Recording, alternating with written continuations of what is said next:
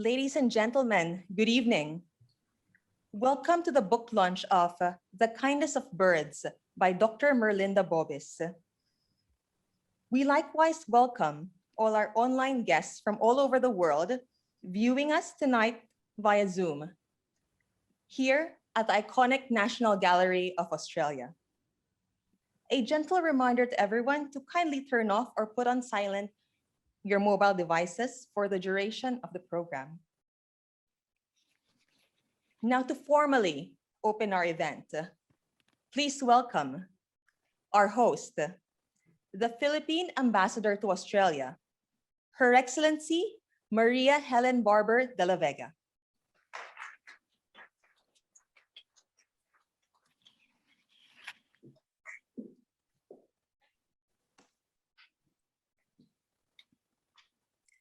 Excellencies and members of the Diplomatic Corps, Dr. Merlinda Bobis, and partnering me, Dr. Lucy Nave of the Australian National University, Professor Mr. Robert Piani, Arts, ACT, Federal and ACT government representatives, members of the Filipino community, ladies and gentlemen, good evening to you all. I wish to acknowledge the traditional owners and ongoing custodians of the land, the Ngunnawal and Ngambri peoples, and pay respect to their elders, past, present, and future. It is with great pleasure that I welcome you to the launch of The Kindness of Birds by Filipino-Australian writer Dr. Merlinda Bobis here in Australia's capital city as part of our year-long commemorative activities of the 75th anniversary of the establishment of diplomatic relations between the Philippines and Australia, and to mark Philippine-Australia Friendship Day. The Kindness of Birds pays homage to kindness across cultures and species, a trait found and deeply entrenched in our friendship and diplomatic relations with Australia in the last 7.5 decades. The Philippines considers Australia as one of our most important bilateral partners in the region. In looking back in our shared history in the past 75 years, we are reminded that our two countries have stood together amidst seemingly unsurmountable circumstances in the outbreak of the Second World War. The mutual help and protection we demonstrated became the foundation of the establishment of diplomatic relations in 1946. In the years that followed, the mateship and bayanihan that defined the friendship between our two peoples would see us through the ever-evolving challenges that our region and our world face. This friendship is so important that we take time every year on the 22nd day of May to celebrate Philippines and Australia Friendship Day, marking the day when Australia first established its Australian Consulate General in Manila. We have long understood that our relations benefit not only our two peoples, but the region and the world at large. In the Philippines, bayanihan refers to the fundamental Filipino value of working together as a community towards a common goal, a concept that is similar to Australia's national character of mateship. People, after all, are always at the heart of our national interests and our bilateral engagements. Even before the establishment of diplomatic relations, our people-to-people linkages began with the arrival of the first Filipinos, known as the Manila Men in the 1860s, as pearl divers in Broome. The Manila Men made lasting social and economic contributions in the Australian communities where they first settled through their musical influences, culinary inheritance, and Catholic faith. At the same time, their desire to support national development in their home country would guide their migration experience. This is a tradition that would continue with the next waves of Filipino migrants. Today, there are more than 300,000 Filipinos who comprise the fifth largest migrant community in Australia, who each have unique experiences and a worthwhile story to tell. Our Filipino community continued to contribute to the vibrancy of Australia's multicultural society while also supporting Philippine development. Our individual interactions connect and build on each other, creating a narrative that is unique to Philippines-Australia bilateral relationship. The book, Kindness of Birds, traverses between our two countries and the rest of the world, putting front and center the resilience of women and girls, and emulates the kingship among women and the planet. This evening, Dr. Lucy Neve of the Australian National University, Associate Professor Alvin Yapan of the Ateneo de Manila University, and the author herself, Dr. Merlinda Bobis, will guide you through on how to best appreciate and experience this collection of interconnected stories. Storytelling has always been a powerful medium of sharing complex and intricate experiences to express ourselves and to bring together a community. This evening, we also shine the light on the literary accomplishments of Dr. Bobis as a Filipino-Australian writer who has always embraced the culture of the two countries, which she considers her home, and through her work has created bridges for greater mutual understanding and trust. We take pride in the success of Dr. Bobis and Filipino-Australians who nurture that mateship and bayanihan spirit so that our future generations may also benefit from this long-standing friendship. The global health pandemic has brought about unprecedented challenges affecting all countries all over the world, and its long-term impact has yet to be fully realized. The pandemic has demanded many sacrifices from all of us, removed us from our zones of comfort, and challenges us to rise above our circumstances. It has revealed even more clearly how truly interconnected we are and how cooperation and solidarity will allow us to overcome it. The book reminds us that kindness cannot self-isolate. It moves both ways and always like breath. Amidst uncertain times, our acts of kindness and compassion bring hope. Amidst personal loss and grief, we find comfort in knowing that we are never truly isolated and our experiences are always shared. Tonight, let us then celebrate 75 years of friendship, always marked by kindness and compassion for each other. Happy 75th anniversary to Philippines and Australia. Happy Friendship Day on May 22. Mabuhay. Thank you.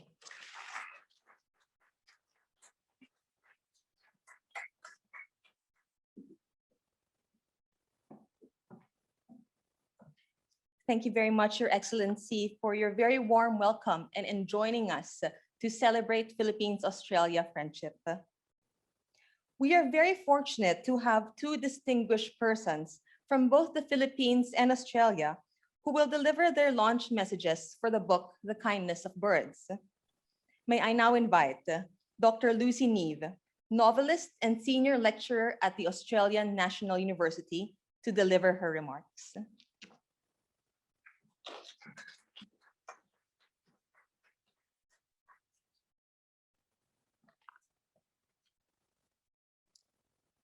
Thank you, Your Excellency, Merlinda, and guests.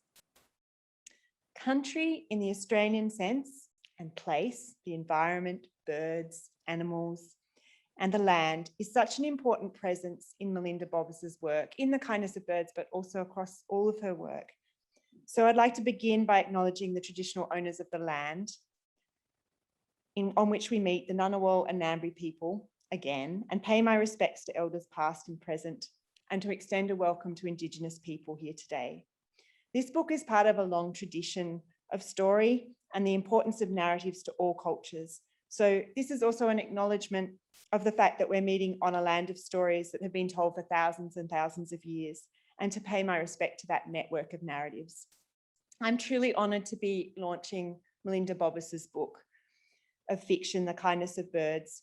I'm going to get to the book in a minute, but I have to talk about Merlinda first, because she and her work are very dear to me, as I'm sure her work and Merlinda are very dear to you too. Merlinda's the author of fiction, poetry, academic scholarship, as well as plays and radio plays. She's the choreographer of dances and the singer of songs. She's won prizes of national significance across the world, including the Christina Stead Prize and the Philippine National Book Award, I think twice. She's also been She's always been a kind of pathfinder, a ceiling breaker in dealing with an Australian literary landscape, which, let's face it, has long privileged white voices and settler stories, as Merlinda herself has acknowledged. And she's taken on this establishment creatively, with gentleness and fortitude and determination, without ever ceding her principles. Her literary career is enviable, and yet Merlinda herself has always been self-effacing about her achievements. She places a high value on living according to her principles of reaching across linguistic and cultural borders. And it is this extraordinary and enduring way of living that is embodied in her work. She's also found the time to advance and support the work of so many others, from PhD students and colleagues to other writers in both, across the world. More than that, although we supposedly live in this sort of narcissistic age, my students are still astonished and intrigued and blown away by stories that Merlinda wrote more than 20 years ago. And even though in many senses Merlinda is a genius and I'm always way too busy with the mundane, on a sort of personal note, she's advised, supported and included me in projects that she knew would help me to see the world in a larger sense. This was even when we didn't know each other very well. But I'm really here not to wax lyrical about Merlinda, who doesn't need my compliments, so much as to talk about her extraordinary original collection of stories, The Kindness of Birds. My overwhelming experience of reading these stories is of being touched in a profound way, of entering each story and knowing that it would contain a moment or an event which would move me. Each of the stories in the collection does this. In a startling way, the birds that come to sing to a dying man, the kindness of a stranger who helps her neighbour when her neighbour's lover dies, the care of a cleaner in Parliament House for a crow, the complex relationship between two sisters, one of whom is a revolutionary, the journey of a poet to Broome and what she finds there, inside herself, as well as in the pub. These are stories in which the characters and the reader are both transformed. Each story is an emotional journey, which often ended with a tear in my eye, and also with a form of renewal. Elizabeth Bowen, the great modernist short story writer, talks about poetic tautness and clarity being so essential to the short story that it may be said to stand on the edge of prose, such that a masterful story occupies a kind of boundary between prose and poetry. And this is also what Merlinda's stories achieve. And it's partly in their imagery and partly in the imagery of birds, which are not just creatures that herald the uncanny and the strange, or not just vehicles for transcendence, but are also very much real and very much themselves in the book. The book has a coherence which is born out of the links between the pieces, not just in their descriptions of birds. This is to say that you'll find your own pleasure in discovering the connections between the characters and the stories as you read the collection. So on another level, this collection expands the world of stories. These are pieces about the contemporary and contemporary women who might be considered ordinary in some senses, who have lived hard and challenging lives. And it's also about the links across continents, not just between the Philippines and Australia, but between the South and the North, which have these magical, realist, metaphorical, poetic dimensions. The stories acknowledge the richness of people's heritage, as in some of the stories that are set in Broome, Candido's Revolution and My Tender Tender.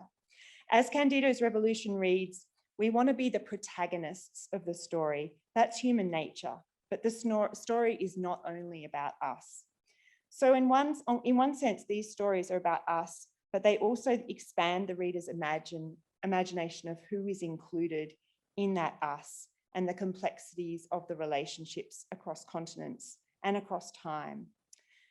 Most importantly, while so much fiction that's written now is about gloom and about trouble, this is really a book about kindness, about friendship across linguistic, cultural, and religious barriers. It's a book about how people can step out of their own cages of ego, of self-interest and contemporary tribalism, how they can reach across, how they can see the other in the true sense, of the word, and despite their reservations, offer love, offer material assistance, and offer a form of presence. And it's about how the life of every living soul, birds included, is important, how everyone hums with a music that belongs to them alone, and which, while not always voiced, cannot be silenced, plays on.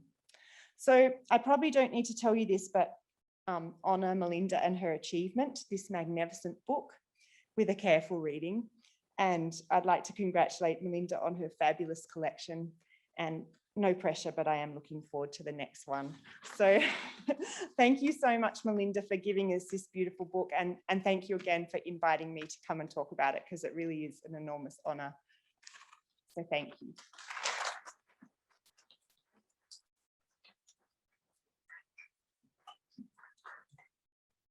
Thank you very much, Dr. Neve, for sharing with us your wonderful insights on the book of Dr. Bobis that truly weaves stories from the Philippines and Australia.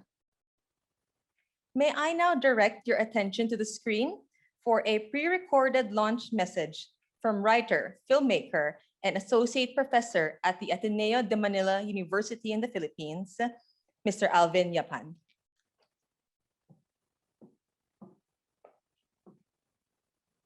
Hi everyone. I am here to introduce this recent book, The Kindness of Birds, by a writer I greatly admire and look up to, Merlinda Bobis. So, how to introduce this book without spoiling anything, so as not to ruin the joy of discovery in the reading of this book. Instead of crafting summaries for each of the stories here, I want to suggest a few methods on how to read this book, how to best enjoy it. This is a book of short stories, but these are also interconnected stories. So it could also be read like a novel. The way to read this book is to be bird. You may flit and fly from one story to the next, but you can also read this chronologically from page 1 to page last. It does not call for committed reading as a novel unless you want it to, but either as a series of interconnected stories or as a novel, this book will need your rapt attention if you do decide to read it. Because birds here abound, and plants, and people. The birds here are not generic birds. They are named, not just by their common or scientific names, they are named in different languages. They are named but also named in the plural, so that they are also not named. Names here are not used to seize the thing being named, but to describe and memorialize the moment of encounter, the way folk imagination bestows names on the birds and plants and people they meet. They are cockatoos, crows, plover, kiyaw, berdeng punay, kuwaw, wattlebird, magpies, rosella, weevil, diamond birds, robin, wedgies, bittern, ravens. The flowers and plants here are not just shrubs or trees. They are marul, cattleya, waling-waling, vanda, dendrobium, butterfly orchid, yellow spider orchid, bougainvillea, adelpha, santan, purple iris, baby's breath, tulip, carnation, daisies, trumpet lily, Peruvian lily, poplars, banksia, conifers. And so too with people and places. This is not just Philippines and Australia. This is Canberra, Sydney, Manila, Legazpi, Wollongong, Iloilo. When in the book, the characters insist that we are here, see us, do not forget us, see us. This plea is both figurative and literal. To read this book, you need to see these birds and flowers and places and people. If only I could also touch them and smell them and hear them and listen to their stories firsthand. So how to read this book? To read this book is to experience it. So let us listen to the birds and let us see the flowers.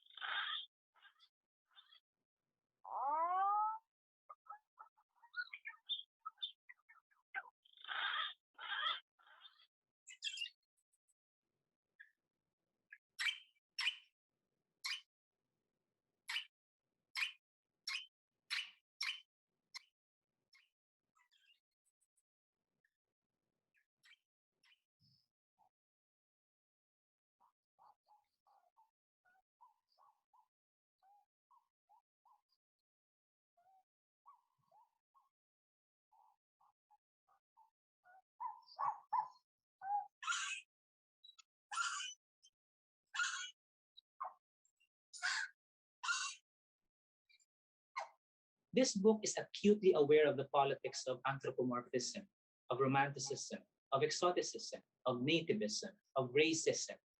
But the politics of this book is not the politics in the mind, in rhetoric, in the halls of government. This is politics that is lived, because there are things that need saying, despite, despite.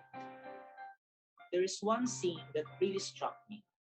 It spoke of my own frustration now in the middle of this ever escalating political and heavily politicized rhetoric that seems to be going nowhere.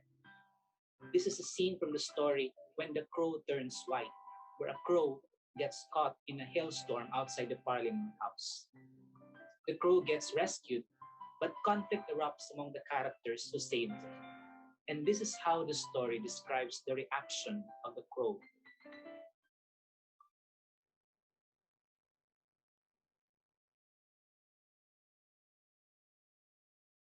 The argument around Crow's gotten ugly, but she switched off, like Crow closing its eyes and burying its head on its chest.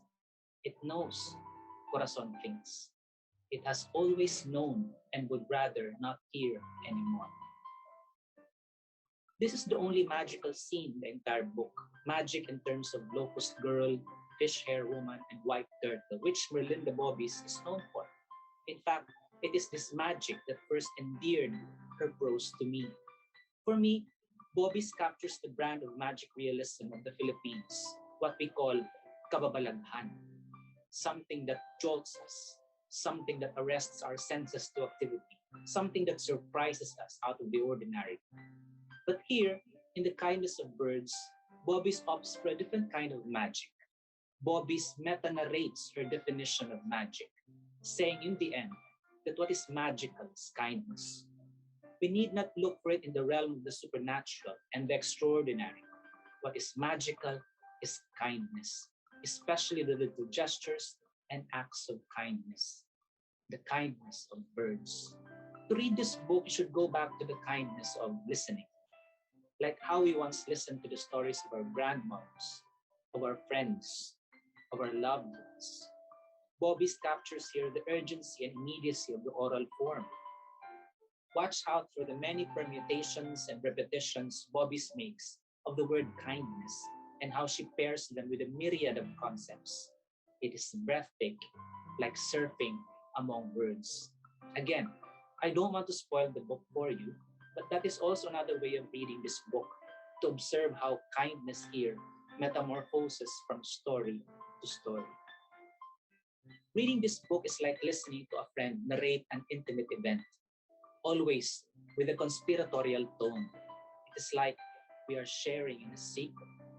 Because Kindness of Birds is a deeply, deeply personal work. This book is Merlinda Bobis' ode to the ecology of friends, loved ones, relatives, fellow writers, fellow Filipinos, fellow Australians, fellow humans, fellow earthlings. An ode to this entire ecological system she grew up in. An ode to this whole ecology which raised her both in the Philippines and Australia. To read this book is also to let the memory flow. Another method to read this book is to remember the little kindnesses of our childhood. And not just the kindnesses, but also the little hurts. I don't know how many times I paused in the reading of this book just because I also remembered something, just to let all the memories resurface again and take it all in again. Reading this book calls for a recollection of deep hurts. The little ones hurt the most. But this in itself is our salvation. At least is what I get from my own reading of the book. Because it is little, it could also be resolved by little things, with a kiss, a smile, a pat of the hand, and the reward is great, like flying like a bird. This book is for anyone looking for kindness both big and small, especially in our ever-growing conflicted society. We all need this book, if only to find out how Bobbies manages to bring together the many conflicting beliefs we have into one ecology that is alive, breathing, nurturing. I hope you enjoy this book as much as I enjoyed it. This is a delicious book, delectable not to the palate, but to the ears, to an overburdened mind, to an impoverished heart and soul we seem to be all experiencing now in an increasingly cruel and angry society. As the book eloquently says, she'll be apples, she'll be birds.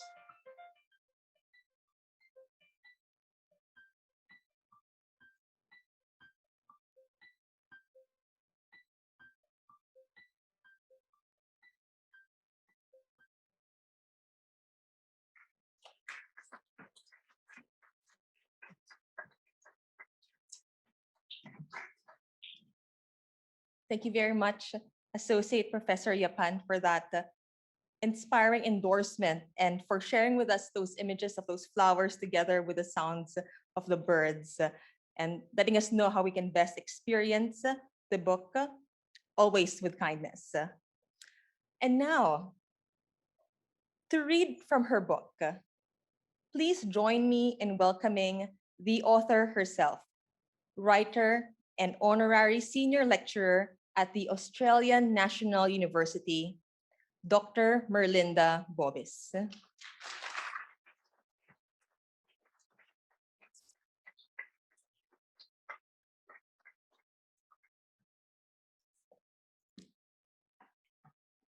I acknowledge the traditional custodians of this land where we are gathered, the Ngunnawal people and elders past, present, and emerging. And I acknowledge the land itself, Ngunnawal country. Thank you for nurturing my living, loving, and writing. And thank you to our most generous host, Your Excellency Ambassador Maria Helen de la Vega, and the Philippine Embassy, the National Gallery of Australia, Spinifex Press, and all who have made this launch live and on Zoom possible. And thank you, Lucy and Alvin, for your wonderful messages that made me hear my book in a new light. It is as if you have gifted my book back to me. And thanks, Alvin, for bringing the flowers and birds in the book to this theater.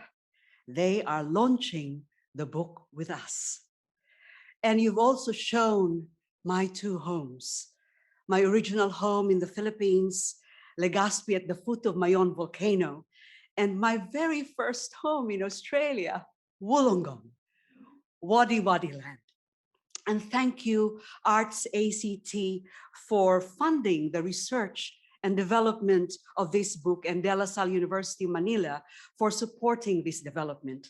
Most especially, thanks to Spinifex Press and my publishers, Susan Hawthorne and Renate Klein, and all who worked on this book with me from the time of its inception.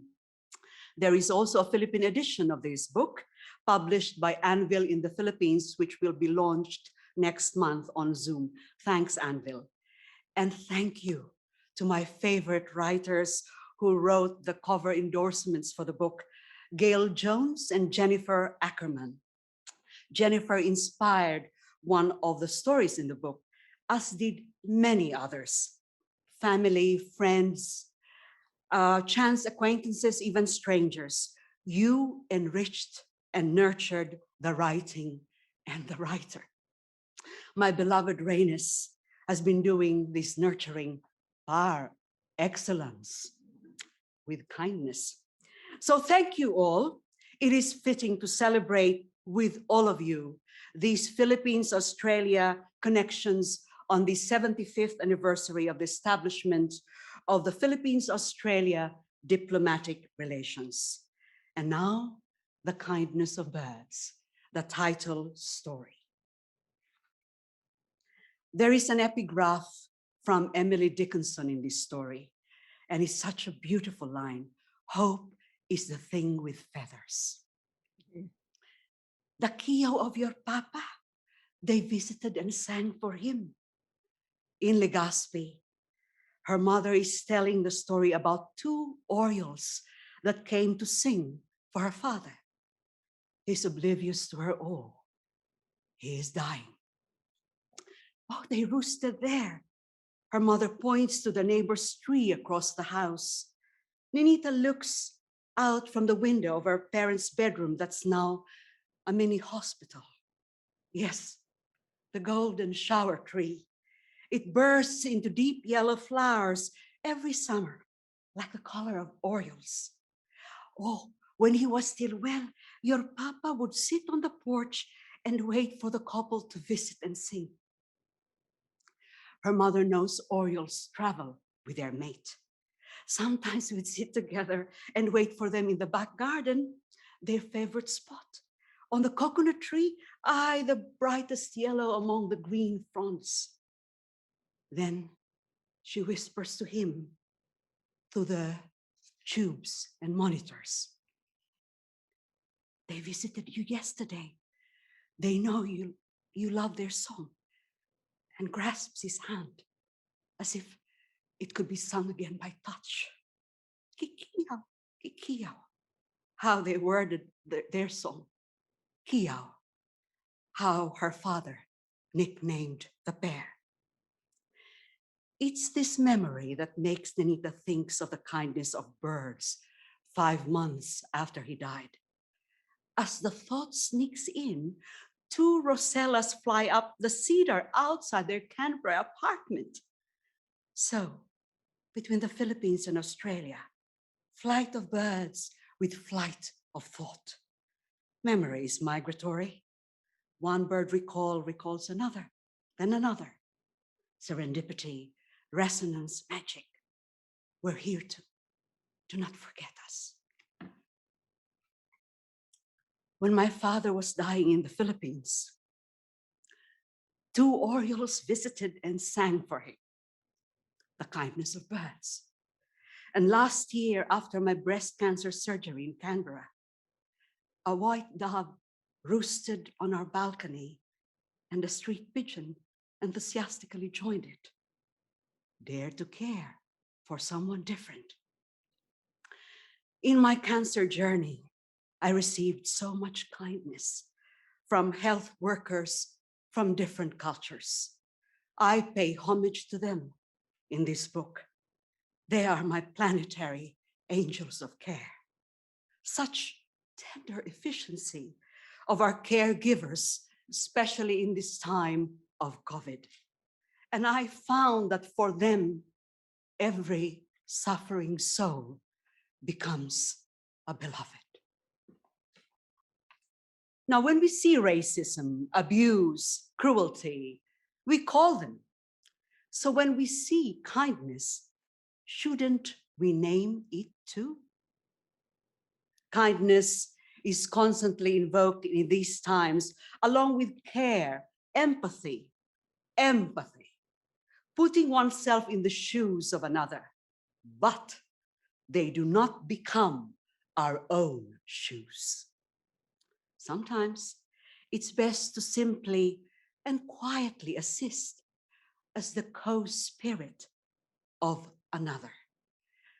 Like in this moment in a Belconnen funeral parlor.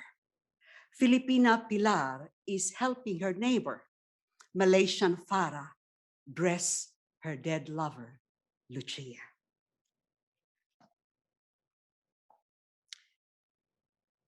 Pilar straightens the beaded hem of the gown. Las hermositas. What did you say? How do you say kindness in Malay?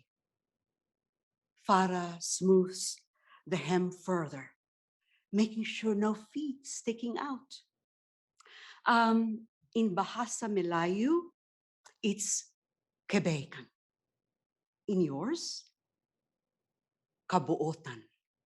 I think literally co-spirit. That's in Bicol, my birth tongue. In Filipino, it's kagandahang loob. Beautiful inside, or soul, or spirit. Beautiful co-spirit. You, Farah whispers. Embarrassed, Pilar waves away the remark, but it travels across the body, hovers around her, wanting to be let in, to be owned. Oh, yes, we did well, Pilar. She's beautiful.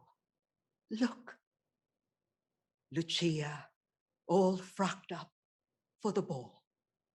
Wait, Pilar gets a chrysanthemum from the bunch at the foot of the bed and lays it on Lucia's breast. Maybe Farah arranges the hands so they seem to be holding the white flower. Both consider. I don't think so, Pilar says. Agree. Farah takes the flower away, folds hands over breast.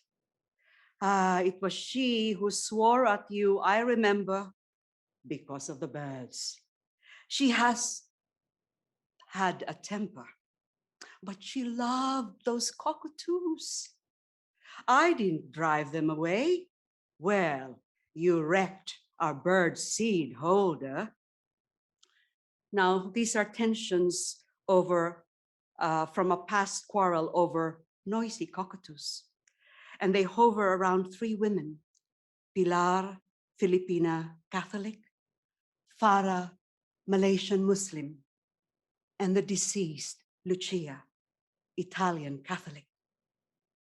All Australians negotiating differences in the middle of laying the dead. Kindness is not just for the living, but also for the dead, from whatever culture or religion, and from whatever species. Like in this scene at Australia's Parliament House on the day of the big hailstorm last year. You remember that time? A crow, and this really happened, a crow gets injured in the storm and dies. Now, this is fiction now. Filipina cleaner Corazon brings the dead crow into the House of Representatives, where she is vacuuming. It's pag-aram, crow knowing. This is the right thing to do. This death must be witnessed in the people's house. So she told Orla she'll finish the vacuuming herself. Now she sets Crow on the speaker's podium and looks around the seats, the shade of gum leaves. Here they fought and shouted and sneered during that question time. It's all performance, grandstanding, and troublemaking for the other side, said Orla as they watched from the balcony question time, and Corazon sighed. Her sigh sounds louder now, echoing around the chamber of the House of Representatives as she arranges Crow on the white shawl. She whispers a prayer for the dead. Human or animal, you lay their dead. You pay respect, her mother used to say. This scene is from the story When the Crow Turns White. This is a Filipino saying. We say when the crow turns white, when something will never happen, because the crow will never turn white. So back to our cleaners at Parliament House. Friends Corazon, Filipino-Australian, Orla, Irish-Australian, they reflect on the bad behavior that they saw at question time in the House of Representatives, the people's house. So what happens? And this is Corazon speaking. Aye, this is not a happy house, she remembers telling Orla as they watched the fighting down there. Maybe they're unhappy. Unkindness makes you unhappy. Later that night, Orla said, your unkindness thing, I wonder. And Corazon tried to explain, it's mostly the men who shout at each other, Orla. So maybe if there are more women, it will be a kinder house. Yes, a kinder house. Heard of Linda Burney, the first Aboriginal woman to be elected to the House of Reps. When asked what she'll bring to the parliament, she said, grace and kindness. Now that should make you happy. So, in the Philippines, Corazon's mother had suffered domestic violence in the big house, as she called it, where she served as housemaid. Now, Corazon who came to Australia because she married an Australian. She was 18, he was 45. She suffered the same from the hands of her abusive husband in the South Coast. So she ended up seeking refuge at Orla's house in Gangalan. Now, as she vacuums another big house at Parliament, she attends to the dead crow. But her husband keeps on ringing her, harassing her. Oh, I'm sorry 100 times, love. I heard about the hail. Are you okay? Oh, my darling, I'll drive over, pick you up. I'll make it up to you. And on into her ear as she breathes in, recalling her just released sigh, filling her lungs with it, and all the air in the chamber to scream, Tama na! Enough! Enough catapults from where she stands beside the speaker's podium onto the green seats, wraps around them, rises to the balconies, making the hanging lights tremble, then up to the lit diamond recess, where it whips up air that smells of gum leaves and trees and all of the bush, then descends, circling like an ipu-ipo, a tornado changing the climate of the chamber of the House of Representatives and a house in the South Coast. She breathes in this new climate deeply and picks up the bundled white shawl, then breathes out an incantation, her mother's. Ilayog, ilayog ang puso kang gadan. Ilayog, ilayog, day nanggat pagbutsan. Fly, fly, the heart of the dead. Fly, fly, never, ever drop it. When you hold anyone's heart, you never, ever drop it. And when you hold the people's heart, how could you drop it? So, kindness makes us feel good. But I hope this is not just a feel-good book. I wanted to write a kindness with spine. We need to ask the difficult questions. So that question, when you hold the people's heart, how could you drop it? We have to ask this of our parliamentarians and institutions that have a duty of care to their citizens. We have to hold them to account. Now, another question that underpins this book is, how do we negotiate difference in multicultural Australia? Now, in Wollongong, a Filipina grandmother is self-isolating with her grandson after they're exposed to a COVID case. Her Chilean neighbor shares with her 2 rolls of toilet paper. Remember the hoarding of toilet paper last year? Well, I was so lucky to get that last pack at Coles. Ooh, you should have seen it, Luningning. Ugly. People are so unkind. We need to fight this. We need a fighter virus, a kindness virus, KV20. Ha, ha, ha. Oh, we have to laugh or we won't stop crying. A kindness virus, KV20, or now KV21. But is kindness kindness if it's only for our kind? That's an important question. And so we respond, all of them kin. As kindred as the lives and livelihoods now upended in Australia by loss after loss, including the stranger under a ventilator at the other side of the globe, now made present on our screens. Unmute, ano? We hope she finds Mo, the paano ng next breath. ganda? As we do. In our bodies, we remember we're in this together, in this in-out labor of the lungs. Inside us, a sadness grows, soft and strangely warm. We suddenly feel kind. But will we be a kinder world after this? How far does a warm feeling travel? In the streets, slums, camps, and many corners of the planet are lives that were upended way before this devastation. Wash your hands when there's no water. Go on lockdown when you're already locked down. Strict social distancing when the rest of the world have long socially distanced themselves from you. Your life is as invisible as your death and dying. No place in the queue, not even a figure in an update. I tried to write invisible connections in this book. Now here's a different story. Around 1893, let me take you back to that time in Broome.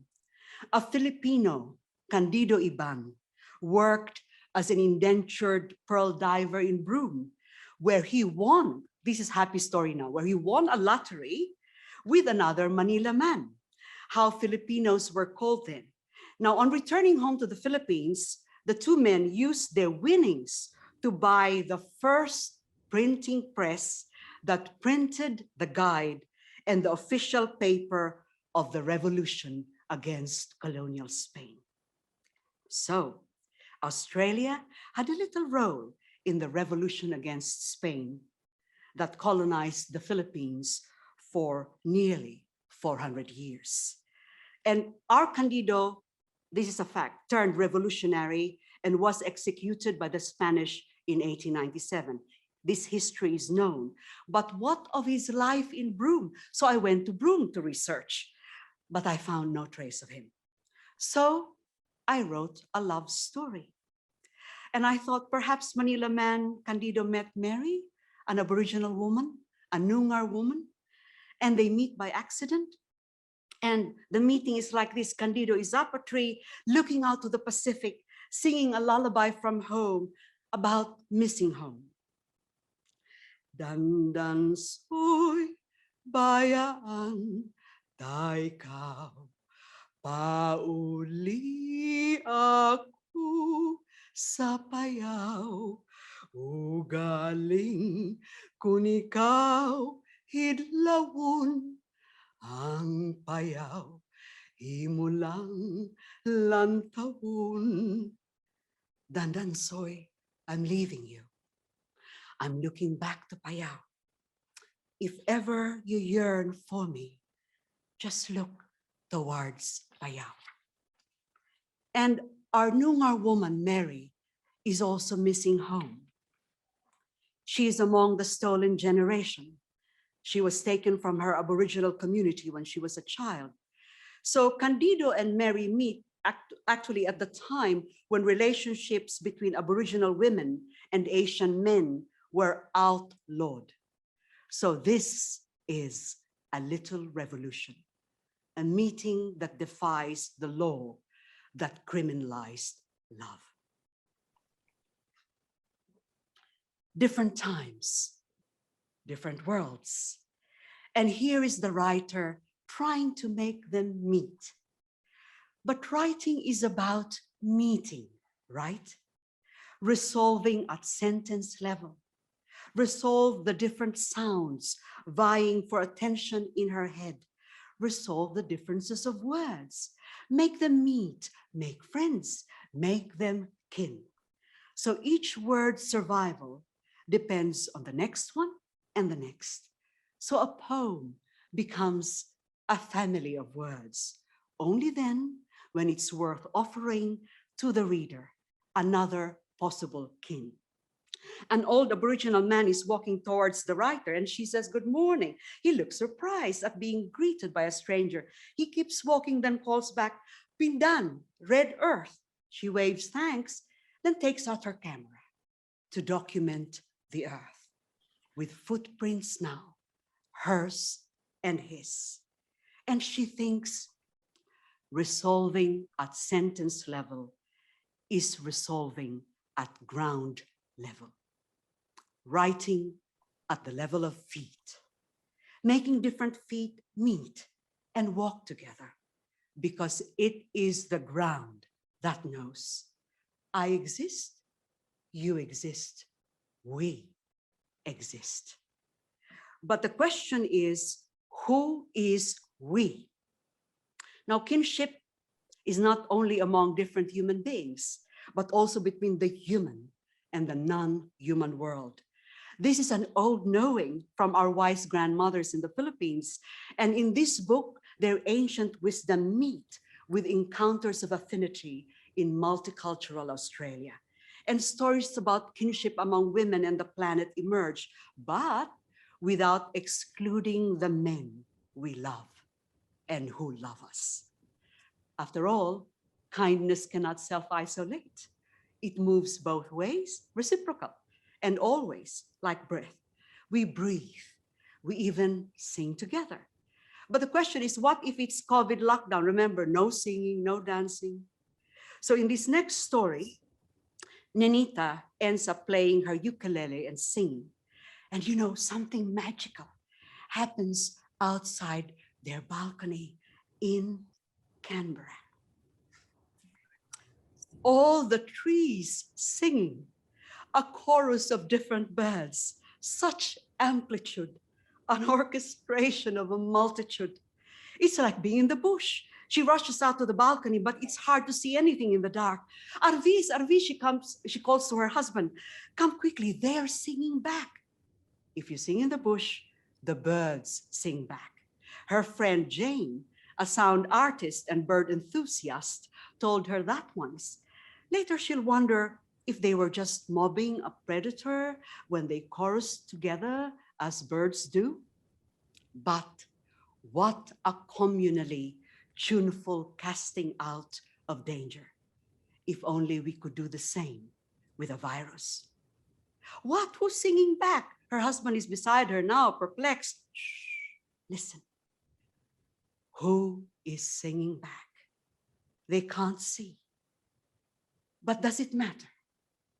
To sing together is what matters. To sing different tunes, timbres, pitches, volumes in different registers, to harmonize or not.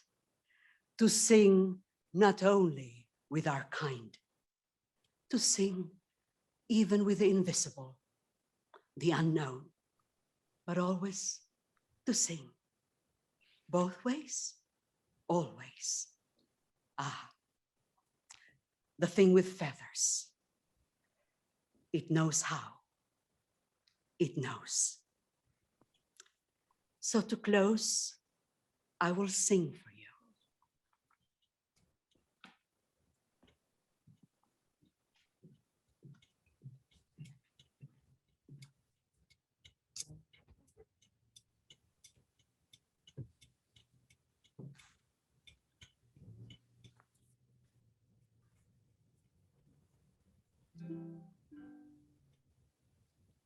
3 days after my cancer surgery last year, I kept hearing these 2 lines from the book. Kindness cannot self-isolate. It moves both ways and always like breath. So I composed a little song. And this is for all of us and those who are no longer with us.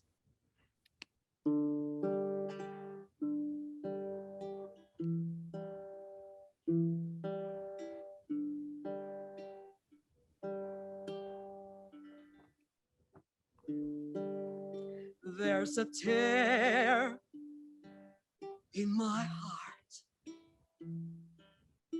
Ooh, Mama just died. There's a tear in your heart. Ooh, Papa just died. I'm in lockdown, you're in lockdown. As you breathe, as I breathe, in that tear, that smarting tear. but we can listen and be kind. Yes, let's be kind and listen as we breathe, as we breathe. 'Cause kindness knows no lockdown, no lockdown. As we breathe, as we breathe. 'Cause kindness cannot self-isolate. It moves both ways and always like breath. So breathe it better, darling. Let's breathe it better, darling. Breathe, breathe, breathe, breathe, breathe, breathe.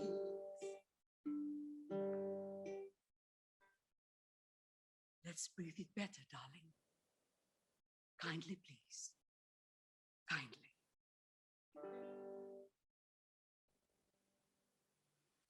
And now to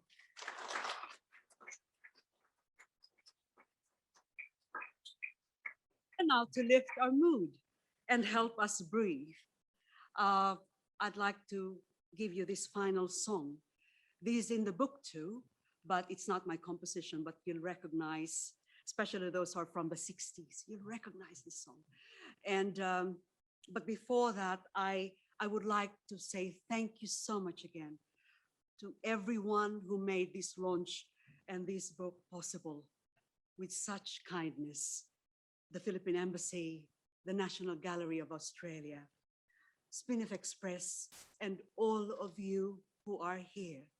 And I hope in your hearts, in the spirit of kindness. And here is a happier song. To prime up our appetites for the cocktails outside.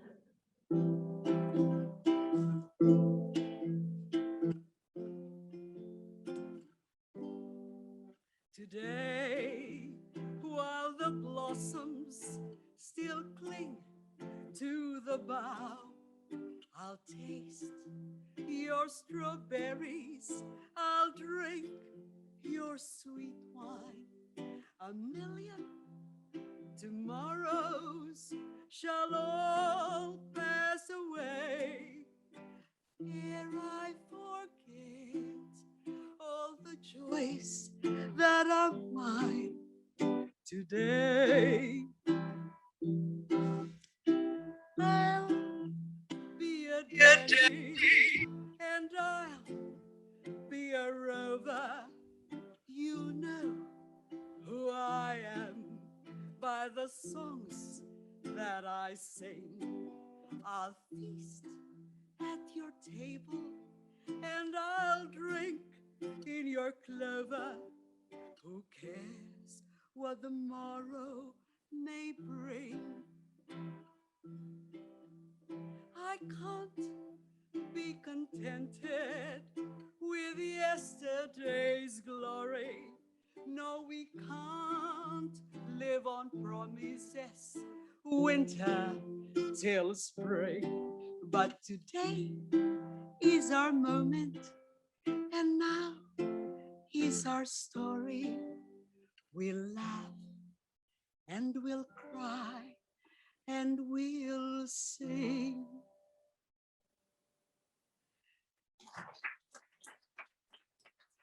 And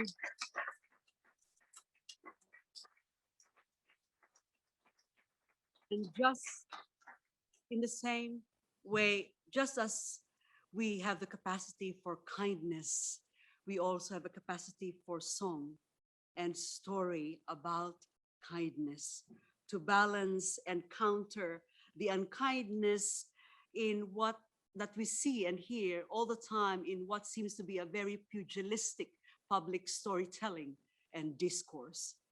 And finally, I hope we never forget that even in this bleakest of times, we do have a capacity for joy. Maraming salamat. Diyos mabalos. Thank you very much.